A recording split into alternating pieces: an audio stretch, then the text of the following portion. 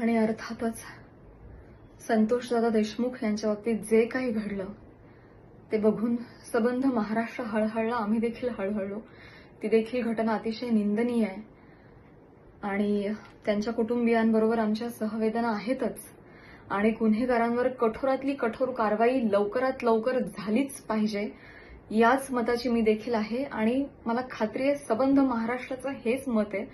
फक्त आम्ही समाज माध्यमांवर व्यक्त होत नाही याचं कारण पुन्हा तेच की आम्ही व्यक्त झालो की आमच्यावर टोळधाड पडते, ट्रोलिंग केलं जातं आणि अतिशय अनफॉर्च्युनेटली त्या ट्रोलिंगच्या देखील बातम्या केल्या जातात. आणि आम्हा कलाकारांचं जे काम आहे ते सगळं सामाजिक प्रतिमेशी निगडित आहे. त्यामुळे आम्हाला मर्यादा येतात. कलाकारांनी वैतागून हतबल होऊन समाज माध्यमांवर अशा गोष्टींबाबत व्यक्त होणं बंद केलंय.